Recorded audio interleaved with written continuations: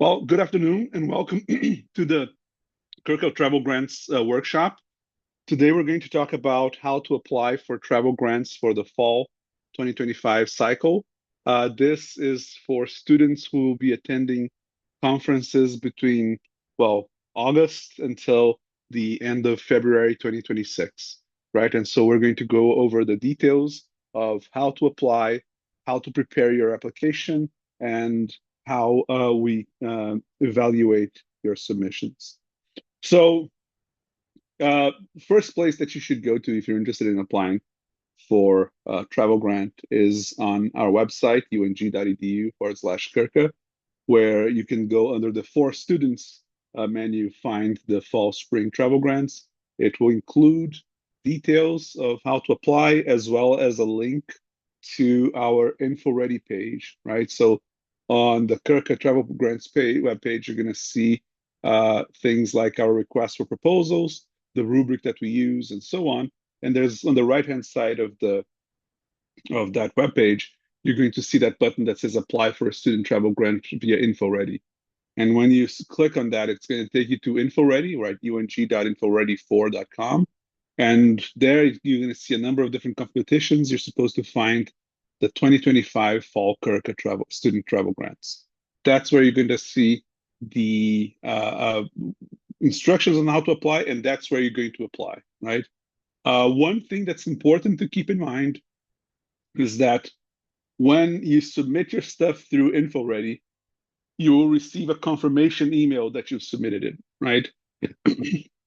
So if you did everything on InfoReady and you did not get a confirmation email afterwards, something went wrong. Maybe you didn't click on the submit, maybe so that there was some connection issue. Keep that in mind, right? So if you've successfully submitted your materials, you will receive a confirmation email. So if you didn't get one, go back and check that everything went through. The deadline for applications is September 19th by 11:59 p.m. No kind of no delays or postponements will be expected. So make sure that you have everything by September 19th. And so the things that you need to submit for our travel grants are the following things, right? The main thing that you're going to be submitting is going to be this cover letter. Cover letter is supposed to be 2 pages maximum, standard font, standard margins, right? Don't try to play around with the margins or with the font or anything like that. And in this cover letter, it's supposed to be 2 pages maximum, exclusive of the budget, right? The budget can go beyond the 2 pages. And here we want you to talk about what the conference is about, right? Is it a regional, national, undergraduate only, professional only conference, right? So you tell us about what the conference is. You're going to tell us about what your role in that presentation and in the research was, right? Oh, were you the lead presenter? Are you a co-presenter? Are you someone who did the research but are not actually actively presenting, right? Is what type of conference this is? Is it an undergraduate only, a graduate only, right? Are you going to be presenting a poster or an oral presentation? And the big thing, and we'll talk more about this when we get to the rubric part of this workshop, is that you have to connect it to your long-term goals, right? You have to have some sort of idea what your long-term goals are, right? And then how this conference presentation will benefit you in trying to achieve those goals, right? And then after that, uh, you're going to have to submit a budget, right? Now, one of the questions that we get all the time is that, what do you do if you're a part of a group project where multiple students were involved in research and multiple students are trying to go to the conference? Each student has to submit an individual application, and each application will be judged individually. That is, just because one of your friends got a travel grant doesn't mean that you would get a travel grant, even though it might be the same project, right? So it's important for each member of the research group to submit their own individual application and to do as good a job as possible for their own individual application, right? And so you should try to make the best case possible for why you should attend this conference with our support. Besides the cover letter with a budget, We want to see your original submitted abstract, right? What abstract did you submit, or are you planning on submitting if the deadline hasn't passed yet? A proof of acceptance, and if you don't have a proof of acceptance, I know that there's some conferences that are still, the CURCA and other conferences that are still upcoming, right? If you don't have a proof of acceptance, just have a statement saying when you expect to receive proof of acceptance. And then last but not least, and this is a very important step, we need a copy of the student travel authorization form, right? Check with your department how they handle travel authorization forms, right? Some of them will have a hard copy, and if you have a hard copy, you have to submit the hard copy to our offices by September 19th. And if they use DocuSign, we have to receive the digital copy by September 19th. So the student travel authorization form is going to be important because it is what allows us to pay you back, right? And so keep in mind that it's not just something that you have to fill out, it's also something that your mentor has to sign off on, right? So don't wait until the last moment to start on this because maybe you're not going to see your mentor, right? It's a Friday, maybe they've already gone home for the day, right? So the idea here is that you're going to fill out this form, and you can see a copy of the form on the right hand of your screen, right, with your name, your student ID, the travel dates, where you're going to, and then an itemized estimate of costs, right, lodging, transportation, meals, registration, and then you have a brief description there where you explain why your presentation benefits UNG, and then you're going to sign off on it, your mentor are going to sign off on it, and as I said, if you have a hard copy, you have to drop it off at one of our offices, right? For people in Dahlonega, it's at Dunlap 108A. For people in Gainesville, it's Administration 111, right? And it has to be submitted by 4 p.m. on Friday if you're doing the hard copy. If you're doing the digital copy, we have to receive a copy on the CURCA UNG email, right? So if you're unsure which version of the travel authorization your department uses, make sure that you check with the department that you've done your research with to figure out what they use there, right? If you have to, if you're going to have multiple funding sources, right? Some departments will pitch in some of their money to complement CURCA's funding. They will have to sign off on that as well, indicating that, right? So make sure that you work with the administrative assistants, with your mentor, at your department to get this student travel authorization form filled out in time, right? We simply cannot reimburse anybody if we don't have a travel authorization form on file. So let's talk a little bit about how we are going to evaluate you and decide if you're going to get a travel grant or not. One of the things that you can see both on InfoReady and our website is the rubric. And here I would strongly, strongly recommend that you pay very close attention to the rubric and that you write your proposal thinking of this rubric, right? When we give your submissions to reviewers, right? Because it's not us, it's not me or Allison who decide if you're going to get the travel grant, right? We have a group of reviewers who evaluate submissions for us. And when we give the submissions to these reviewers, they are instructed to go exclusively by what is written in your application and by the rubric, right? So don't assume that the person reading your application is going to know the details of the conference, etc. Make sure that you're paying very close attention to this rubric.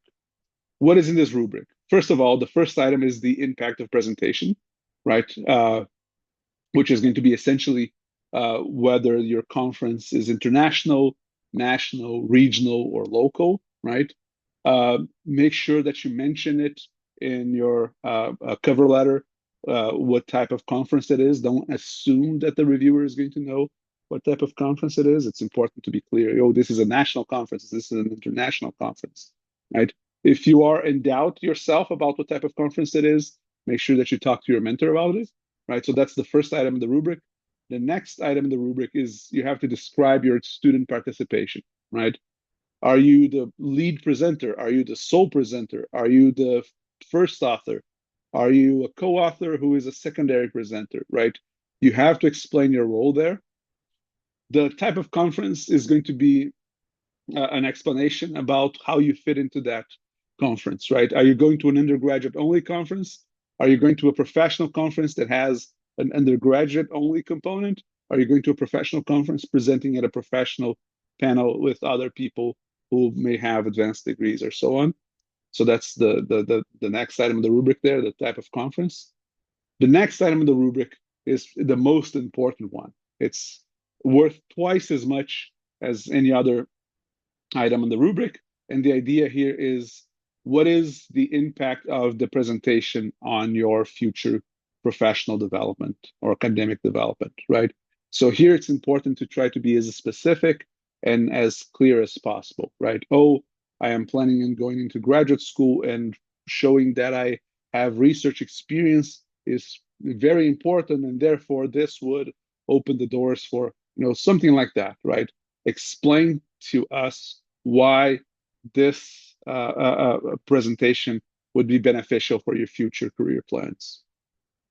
And then finally, we have the budget, right? And here, the budget, we want to see that you took some time to figure out how much things are going to cost, right? Don't just guess how much things are going to cost. Look it up. Show us that you've looked it up, right? If you can provide us with evidence that you've done some research and that you have an accurate idea of costs, that's what's the idea for the budget. Keep in mind that if your cover letter does not include any of these items, right? If you never mention student participation, for example, the reviewers are instructed to just mark you as a 0 for that item, right? So it can be really detrimental to your application. So make sure that you pay close attention to the rubric, that you understand the details of the rubric, and that you write to this rubric. In terms of the budget, we need to clarify a few things, right? So in terms of things that you're going to include in the budget, you should include everything that is part of your conference travel, right? We are capped at $500 in terms of how much money we can give you, but you should include everything in your budget, even if it goes beyond $500. And here, one thing that is important to understand, right? If you overestimate your expenses, that's fine. You're not going to be penalized, right? From an application point of view, right? It's fine to overestimate your expenses. We're still capped at $500 anyways. What you should not at all do is underestimate your expenses, right? Because if you underestimate your expenses and you say, oh, I only need $150, and if you get the travel grant, $150 is the cap, right? We can give you what you ask for on your proposal up to $500, right? So make sure that you're not underestimating the costs of what you're going to be doing. So in terms of the things that you should put in your budget, conference registration is something that we can reimburse. We cannot reimburse personal memberships to an association, but conference registration we can. Lodging, we can reimburse if it's hotels. We cannot reimburse Airbnb, VRBO, or any of these, where you're staying in someone's home and that sort of stuff, right? So make sure that you have a hotel budget there, right? If your conference is less than 50 miles from your residence, keep in mind that there's an extra step that you'll need to take. You'll have to email your department head ahead of time and ask them for permission, for approval to stay at this hotel, right? So in other words, if you're going to CURCA, which is relatively close by, or any of these other conferences, if it's less than 50 miles from your conference, you have to plan ahead of time if you're trying to stay at a hotel, and you have to ask for your department chair for permission to stay at a hotel, right? So if it's farther away than 50 miles, you don't have to take this step. But if it's less than 50 miles, make sure that you take that step, right? Car rentals, we can only reimburse if it's through Hertz or Enterprise. Airfare, we can only reimburse the base airfare, so we cannot, pay for assigned seats or extra luggage or anything like that. For meals, and this is an important thing, for meals, we use per diem rates, right? It's not about how much your meal actually costs and how much you plan on actually spending. It's going to be what we call the per diem rate. If you go to the General Services Administration website, there will be a per diem rate for the specific destination that you're going to, and that's what you would enter in your budget, right? Oh, I'm going to stay 3 nights in Philadelphia, and the per diem here from the GSA says that it's this much, so that's what you're going to enter. Transportation, make sure that you mention if you're carpooling, but include mileage, right?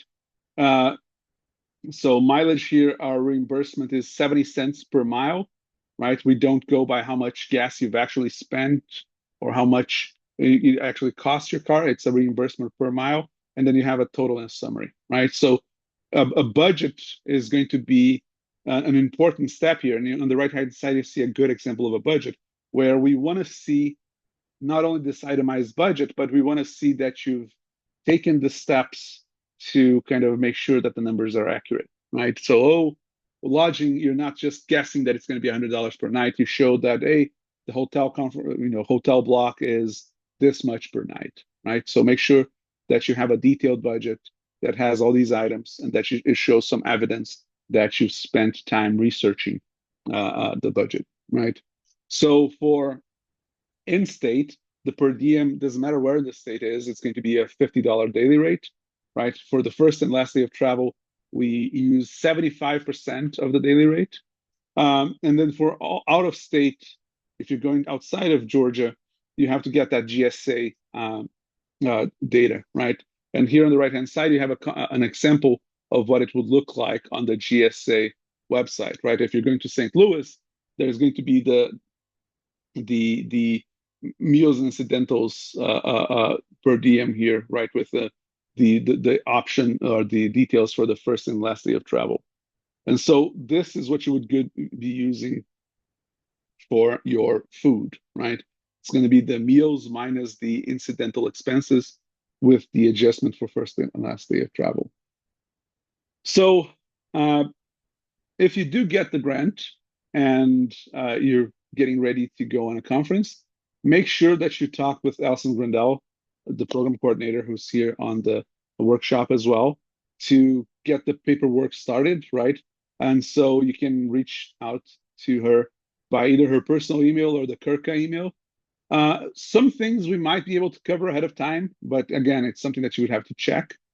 In terms of getting a reimbursement after the travel, make sure that you keep all your receipts except for food. Again, food, we go just go by the per diem, so you don't have to keep your receipts for food, but your receipts for the hotel, for parking, for all that sort of stuff, make sure that you keep those, right? When you get a hotel receipt, make sure that it has a zero balance at the end. In other words, it shows that the amount was paid, right? And so that we can make sure that you kind of paid for your own registration there and your own stay there. So make sure that you have that hotel receipt, right? And of course, if you're sharing, etc., make a note of that when you submit your paperwork. So if you do get the travel grant and you've gone and you've presented your research and you've done your conference presentation, once you get back, you have within 2 weeks after you get back to get your reimbursement started, right? And at that point, the ideal way to do this is you reach out to us via the CURCA email or something along those lines, asking for the paperwork, and we'll send you the reimbursement form. It's a different version if it's in state or out of state. The student vendor form, the copy of the conference program where it shows your name there that you clearly presented, and then the receipts and all the other stuff that you need, right? And then once you submit it all to us, we're going to get the ball rolling and you will get your reimbursement for the expenditures within a timely manner, right? So in terms of just general questions that you might have, right? We can only cover, if you're graduating, right? Like if you've graduated or if you're presenting after graduation, we can only pay for undergraduate students who are currently enrolled, right? If you are very close to your graduation rate, we might be able to do something, but say, if you graduated in August now and you're going to a conference in November, we would not be able to cover you. Same deal if you are currently a graduate student, we would not be able to cover you, right? We can cover seniors. We can cover seniors even if they are a graduating senior. However, again, the date would have to be relatively close to your graduation, so make sure that you reach out to us to figure things out. Uh, the way that this program works is that we're not just going to give you $500, right? We will reimburse your expenses up to $500, right? So keep that in mind. The next question that we always get is like, should you estimate in the lower end of your costs? And I've already mentioned this. No, right? So make sure that you are providing us with a full account of your expenses or your costs, even if they go beyond $500, because this way we can cover up to $500, right? The big mistake that students can make is like they'll think that underestimating their costs will help them, and they'll submit a proposal for $250 and end up spending $400, right? Once we award you uh, something that you submitted for $250, then our limit for that situation becomes $250. So don't try to underestimate to lowball your estimates, right? In terms of whether your conference is local, state, regional, or national, many times it's self-evident, right? Like, oh, the Southeastern Conference for whatever, or the Georgia Conference for whatever, should kind of tell you what level of conference it is. But if you're still unclear, make sure that you reach out to your mentor and then mention that on your submission. If you haven't been accepted yet to your conference, that's fine. Just send us information about when you expect to hear about your conference. And you can, if you're planning on attending more than one conference, you can submit applications for more than one conference, right? Keep in mind that we do have the $500 limit is for the academic year, right? So even though you might win multiple times, we're still capped at $500 for the year. And then, of course, if you are awarded, but then decide for whatever reason not to attend the conference, let us know so that we can reallocate the money, right? And so to review each step here, you apply via the InfoReady website. You're going to submit a cover letter, the abstract that you submitted, a proof of acceptance, and a copy of the student travel authorization form.